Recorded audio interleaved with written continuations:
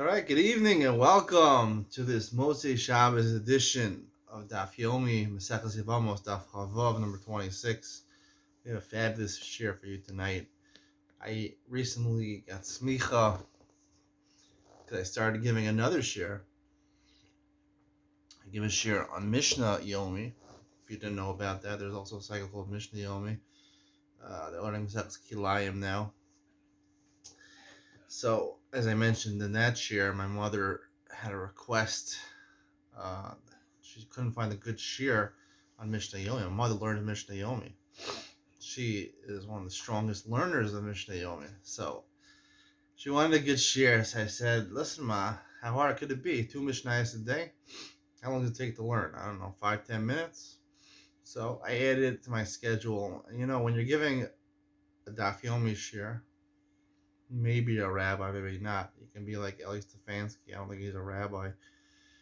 Then we give an Ian shiur in addition to a regular Daf Yomi shiur. I mean, there are some people, that give Daf Yomi shiur, and some people give an Ian shiur. It doesn't make you a rabbi to give an Ian shiur. You can be a good thinker, a sharp thinker, get an Ian shiur. But putting them both together, I mean, the Bekias and the Ian, sounds a little bit like a rabbi. But then when you add on a Mishnah shiur, 3 shiurim, when your schedule is stacked with a shiurim like this, I mean, there's really no way out. I mean, I'm delivering 3 shiurim right now. I mean, my schedule is packed. Getting so many shiurim, I have to be called a rabbi. But my wife told me that it's not such a problem because I do refer myself as Rebel Productions. Rebel stands for Rav Ben Sion Lang. So I always included it as Rav, even though I never really consider myself a rabbi. I never really got smicha. I don't have smicha. I'm not an ordained rabbi. But I guess you can call me rabbi once I give 3 shiur. I mean, that's pretty good. On YouTube, to thousands of viewers. I mean, there must be like millions of people watching my videos, It's just like, the spread of the Harbatas HaTorah, the spreading of Torah that I'm doing in the world. I mean, just imagine those chosim I get in Shemayim for this. I'm going to get the Shemayim. They're going to give me the best place in Gan Eden, the best place in Olam Haba, I mean, who gives so many good shiurim like me, I'm going to get all the schar in Olam Haba. No one's going to get any schar. I'm getting all the schar. Too bad. But you can listen to the shiurim. And if you listen to my shiur, you can join me in Olam Haba. Guaranteed. I love how these people make these guarantees, like you get stuck into a certain organization. I'm going to save you from Gehenna. I'm going to pull you out of Gehenna. If you help out this almana, you're never going to have poverty in your life again. I mean, how could you promise these things? You really know them? Maybe big people can. I know I'm a rabbi. I'm not the God of the door. But at least it's something. I'm a rabbi, right? Can you joke around as a rabbi? I don't know. We'll have to see. Also, we have another great thing, which we're delving into the lives of Rabbanim and Haredi, significant Haredi people, their finances. How do they make it financially? I mean, reality is you need money to live in this world. Some people like to live an extravagant lifestyle, even as a rabbi. Like me. So you need money. You have to delve into how, and we have an extremely, I don't know if he's so important. I mean, he's a Rosh Kolo. I don't know how famous he is, but he is a Rosh Kolo, and he has like 20 guys in his Kolo. And he does command a little bit of respect. So he is 63 years old and is in the process of giving me a rundown of his exact finances, how he made it until now, how he makes it in the present, funding a Kollel, which has a $200,000 a year expense. He has to spend that much money to finance the Kollel. Where's he getting the money from? How does he do it? If you listen to part 1, part 2 is coming out tomorrow. Your jaw will drop. Prepare for your jaw to drop, right? They used to have these candies called jawbreakers. Maybe you don't even need a jawbreaker. Just sit like this.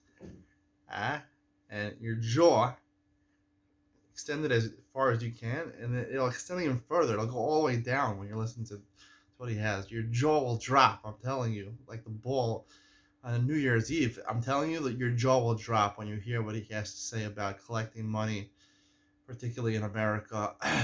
What goes into it as a Rosh Kol, because that's what he did for many years. Up until recently, he had a stock, and now he has a stock portfolio. That's a different discussion. I'm going to get into episode 3. It's going to be in a month from now. I'm not going to see him for another month. But episode 2 is really special. You find out, if you ever wondered, when a Rosh Hashiva, Rosh Kol goes to America, you see them, you shake their hands goodbye, you wish them well.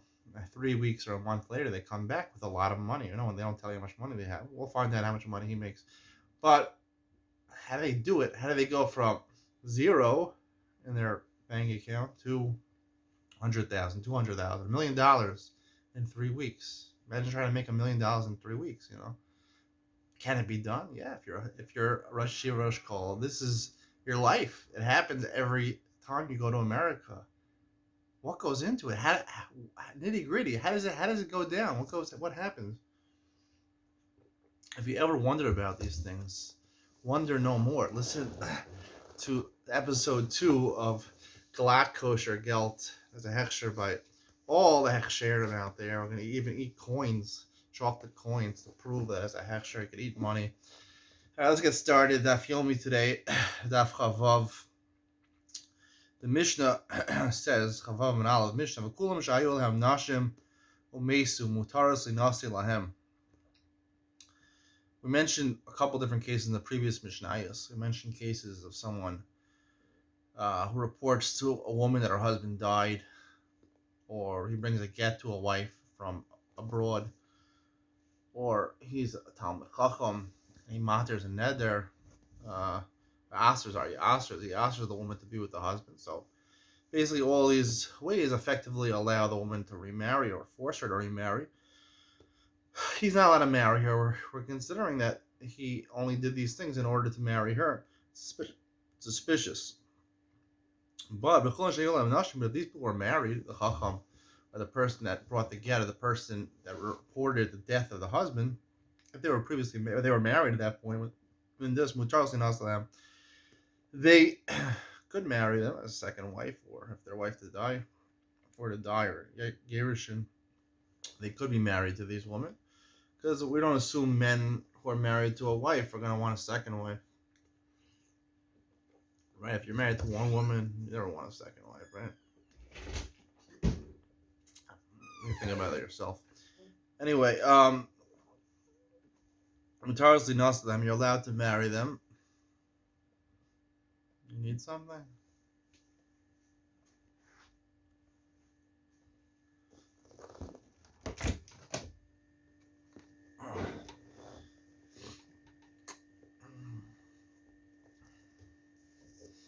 My wife is trying to get something from the fridge here. A fridge in my room. Can you believe that?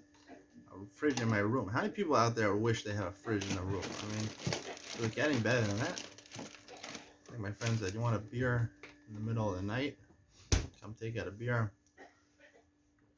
I highly advise you get a fridge in your room. All right. You're allowed to marry them.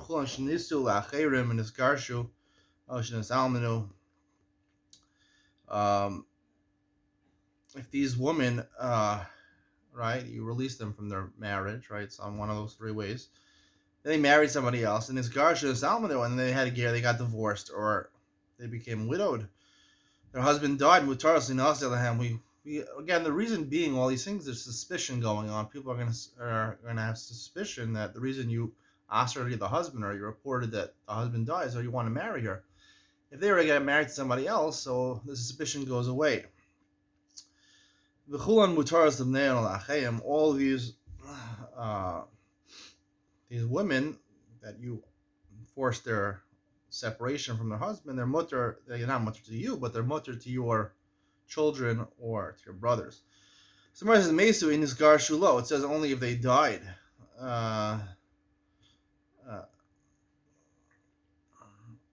Meaning the Chacham or the person who matter this lady, the wife died. But if they got divorced, no. Then we have suspicion. Amar Le Rav Hillel Rav Asher Tanya. We have a brayso feeling this Garshu. Right? Even if there was gerushin, even if you got divorced. Where's lo kasha? Hada have katata, hada lo have katata. Depends whether there was a fight going on before, and if they were quarreling beforehand. So we know it wasn't because of this new wife that he forced the gerushin. If there was no quarreling before then, so then we assume they got into a fight because he wanted to end the marriage and marry this woman. But you say mahava lo have katata. Alternatively, really, both cases, both prices we're talking about, there was no original fighting. Look, Kasha, how to argue who? How to argue if the quarrel which led to the divorce started by him, so we know it was him who tried to get out of the marriage. If she started, then there's no suspicion.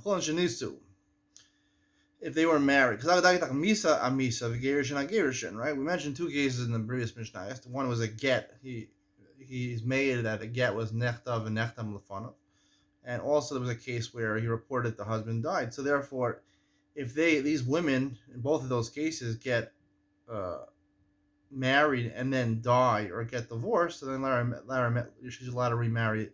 She's allowed to marry this original guy, this aide. So we think Misa v'gerushin Misa could apply to both cases. It could apply to even the case where he reported that the husband died, which is a case of Misa. And then she married somebody else, and then the husband died, which would be two Misos, or a gerushin, where he testified that there was a good get. And then she married somebody else and had another get. He assumes that if a wife gets widowed twice, meaning her husband dies twice, the woman is causing that. She's causing her husband to die. So she's not allowed to remarry somebody else because he holds that a chazaka, an established, repeated occurrence, we don't treat as a fluke. We treat it as there's a cause behind it. Rebbe holds a chazaka is established, a basis, a pattern, a reliable pattern is established by something happening twice. So therefore, even two of her husbands died, she wouldn't be allowed to remarry the third person. Can't be like Rebbe. It says, "Lo, Misa Gerushin Misa." No, when we say in our Mishnah that she got remarried and he died, that was talking about the case where he matered to the Gerushin. The case where the Gerushin, that was talking about matered to the Misa. And they're all mutar to their sons or to their brothers. If there's suspicion you're together with a woman, you're not allowed to marry. Not only you need to marry her, you're not allowed to marry her mother, her sister, and her daughter. Right? Because we're concerned if you marry the mother, sister, or the daughter, then maybe you'll be close to her and you'll come and the suspicion will come to fruition and you'll go cheat on the sister, mother, or daughter and be with the woman again. They were concerned, but by the brothers or his son were not concerned. So I said, meaning women frequent each other. They go to each other, so it's very often that a woman will be with her mother, sister, or daughter. Men don't frequent each other so much. Men don't frequent. They don't visit each other so much. I don't know. It's true. Sisters are closer than brothers. I don't know if that's true or not. That's what the article says. Women, they don't care, right? The mothers or the sisters or the daughters, even if you're married to the mother, sister, or daughter, and then you go with this woman, right? So being together with this woman doesn't answer. You can be with two wives. Only the man can answer. A man answers a woman. A woman, she doesn't come answer. She doesn't answer the man. Gabri, they care. Men care. So therefore, if she's gonna marry his brother or his son, right, we're not concerned. He's gonna protect his wife and make sure she doesn't go back to the original guy, because if the original guy who was suspected goes and is together with her, she's gonna be asura to the brother, to the son. So therefore, not worried they're gonna come back together. So why did it only say the brother, the son, his father also? So let me buy Aviv, the Buzz b'nei minei. We don't have to say his father.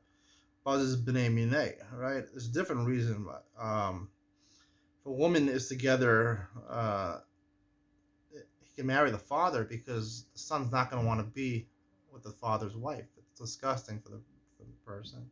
Think about it. You were a woman that your father's married to, you want to marry. It's like your mother almost. No one would want to marry their mother. So it was kind of disgusting. This is not what Rashi says. Rashi says a muscle of, I'm not really sure. I didn't say that.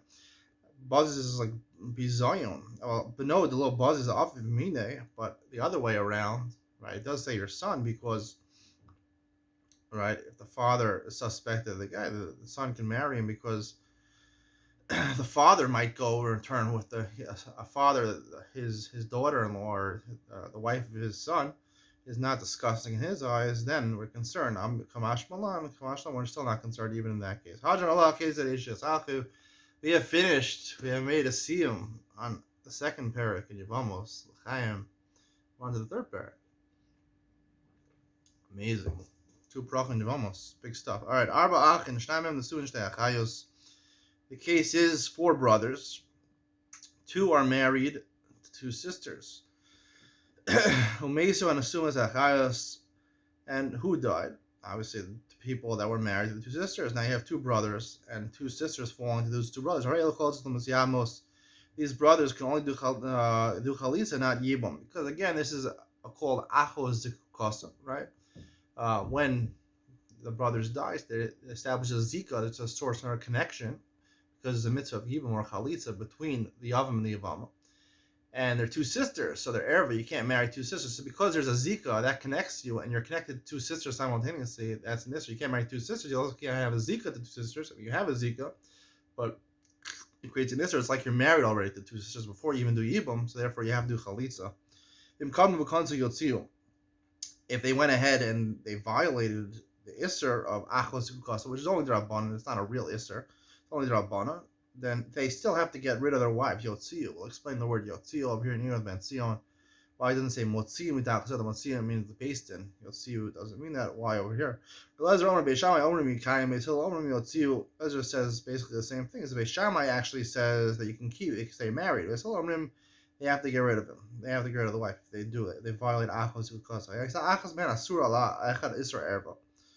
Now, let's say one of these sisters, not only are there 2 sisters, but one of them is, for one of these remaining brothers, she's an erva, a different erva, like a daughter or an aunt or something like that. The other one, it's not an erva. Asur ba mutar ba'achosa. So you can't marry the erva, but the sister you couldn't marry. Why? Why is that? Because since she's a different erva, so therefore the erva is asura. There's no zika with the erva, right? If she's your daughter, there's no zika with her. Since she's a daughter, there's no zika with you, so therefore the sister has a zika. It's not called achos zikukasa, even though they're sisters, but the other one doesn't really fall to yibum. The erva never really falls to yibum. There's only like one person fell to yibum. It's not achos zikukasa because there's no sisters. The second one, for him, it's 2 sisters, so he has a zika on both of them. It's achos zikukasa. Isser mitzvah, isser kedusha, is if the one felling was not an isser, an erva d'oraisa.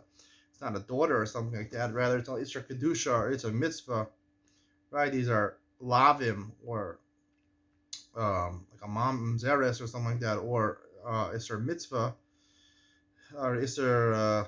It's what isser mitzvah. One of them is talking about shnios, or it's the rabbanon erva. Cholezim is a vemes, since it's an erva, so therefore it's really rabbanon. It's not considered achos zikukasa, but the right it is achos zikukasa. So therefore, you have to do chalitza, not yibum. Both brothers, there were 2 sisters that fell to the both brothers, and also one was an erva to one, was an erva to the other. One was a daughter of one, one's a daughter of the other. So, both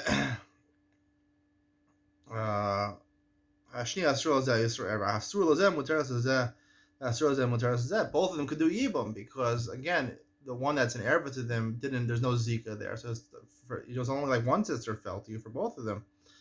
When it's your sister and your valma, if that's the case, they could do chalitza or yibum only if both of them are ervas, both of these sisters falling to them are ervas to the other 2 brothers. Gemara says, zika. We can conclude from a Mishna, it's machlokas, whether there is considered halachic zika or not, whether it establishes the fact that Yevama falls in front of the Yavam, it's like omokeknusa dam. It's like there was actually some sort of yibum bond already. Must be there is. If there's no such thing as zika, there's no connection between them at all. they're coming from two different houses, right? Reuven and Shimon were married to different sisters, and they have Levi and Yehuda are the other brother. Reuven and Shimon are two different houses. Highly Abim you're allowed to marry. One brother can do even to one brother to the other. There's no connection. There's no achaz koso. There's no zika. The olam emalach ain't zika. The Gemara says you can even explain the Mishnah is not zika. There's no zika. Mishun l'kasavar asal mitzvahs vatal mitzvahs yivmin. The reason in Mishnah you can't marry, each one can't marry a sister, is because you're mavatal the mitzvah of yibum. Why? What do you explain it? Dilma mayabim chad mayas idach. When the first brother does yibum, so then before the second one has a chance to do anything, the other brother dies. Become matal yitzas yibmin. And then once you married one of the sisters, so now you can't halachically marry the other sister anymore. If it's paka the zika to her because she's an erva to the sister. You're married, you're fully married. She's midaraisa. She's considered your wife's sister. And therefore, there's no chalitza, no yibum. And if you're mavatal, that second chalitza or yibum. We don't want to mavatal that. Ihachit fasanami. So why is our case? Our Mishnah say a case of 4 brothers. Even if there's 3 brothers, right? The same thing would apply. So the Gemara says, "Let me buy it fasa the vale batal mitzvahs yivmin." If there's 3 brothers, right? So for sure there's been a mavatal mitzvah of yibum. Why? Because again, there's 2 brothers that were married to 2 sisters, and there's only one remaining brother, right? So he has 2 sisters that fall to him in zika. Now it's achos zika. So he does yibum to one, so that he negates the mitzvah of chalitza and yibum to the other one because she's an erva. She becomes the wife's sister. About dal the mitzvah chashim, maybe a dal there wouldn't be a problem. I'm concerned of the mavat mitzvah of yibum. We're not concerned for death. Kamashma, we are concerned for death. Yihachi, the Gemara continues on Chavav Amabeis Chamisha Nami. Why doesn't the Mishnah say a case of 5? We're concerned for Misa. The Gemara says the Misa the tray. Look, I'm not concerned that 2 brothers are going to die. There's going to be at least 1 brother alive. So if there's 5 brothers and 3 remaining brothers, so even if one of the brothers dies, there'll be another one to be able to do the chalitza or yibum to pater the other sisters. Amar Rava bar Rav Huna Amar Rav Shlosh Achayos Yevamos shenafu lifnei shnei achin yivmin. Let's say you have, this would be a case of 5 brothers. 3 brothers are married to 3 sisters, and now the 3 brothers that were married to 3 sisters all die. Shnei achin yivmin zechol achas. So one brother does chalitza to one of these wives, and the other one does chalitza to another wife. Amsayis, and the third wife, shrika chalitza mishnayim. She needs chalitza from both of them. Amali Rabba, but the kamer amsayis shrika chalitza mishnayim. The fact that we say the third wife needs chalitza from both of them, kasavras yesh zika, must hold. There is zika. Havile chalitza psula. Chalitza psula sarach lachzor kol ha'achin.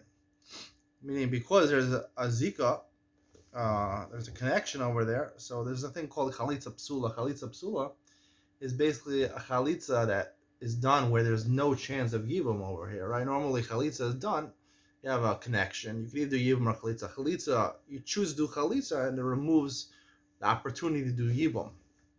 But if there's no opportunity to do yibum, like these cases where the women who fall to you are sisters, because you can't do yibum. So by doing chalitza, it's called a chalitza psula. So chalitza psula is only able to do chalitza. So therefore, the third sister, her chalitza from one of the 2 brothers is a chalitza psula because he can't marry the third one anymore because he did chalitza to one of her sisters already, and it's called achos chalutzaso. There's something called achos kukaso. And it's called Achos Chalutzaso, the sister of the Chalitza. That's also an Isidra Rabbanan. If you did Chalitza to a woman, you can't marry her sister.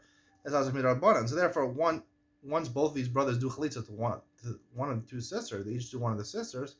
So that third sister, any Chalitza you do to her is already a Chalitza Psula because you can't marry her because of Achos Chalutzaso.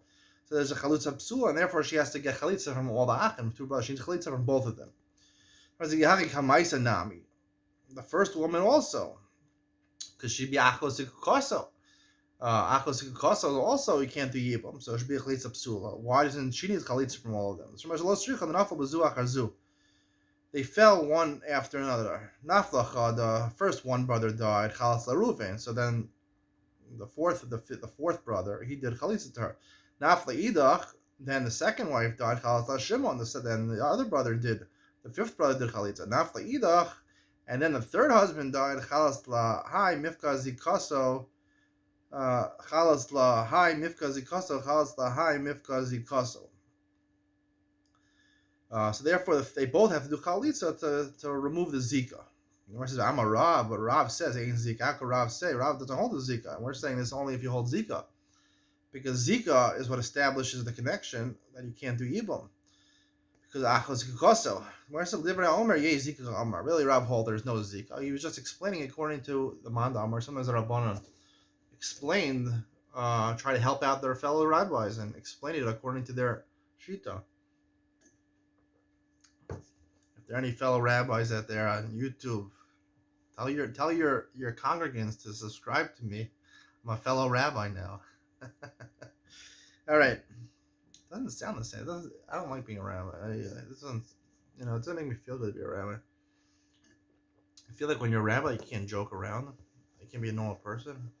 I mean, this is a thing I've been battling back and forth in my life, because a lot of my life I was, in yeshivas and angling towards being a Talmud Chacham, a rabbi.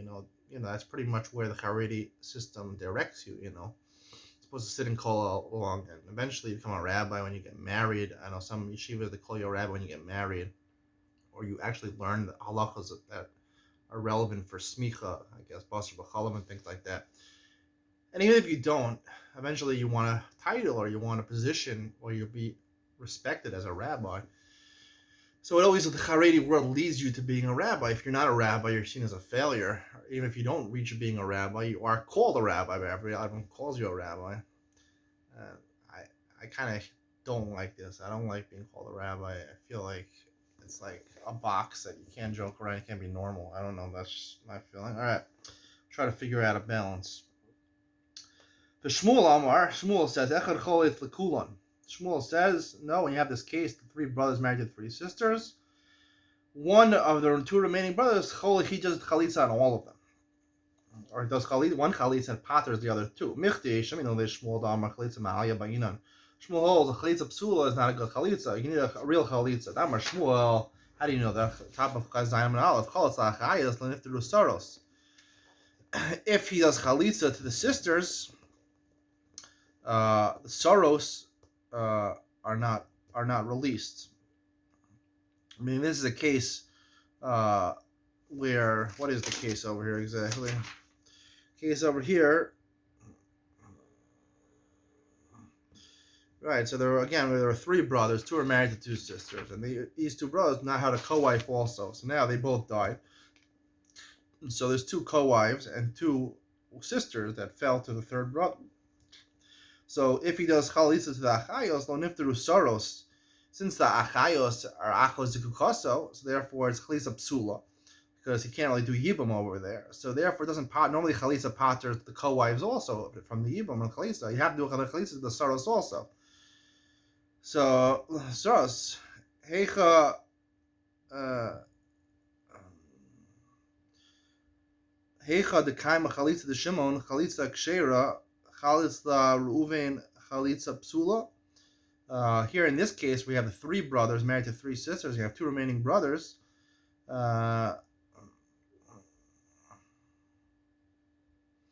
Why is Reuven? Reuven is the first brother, first remaining brother. He does a Chalitza Psula.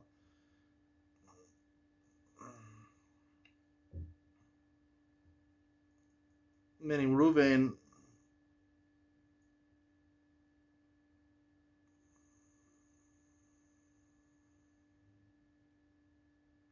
Right, so after the second, each do Reuven and Shimon both do a chalitza.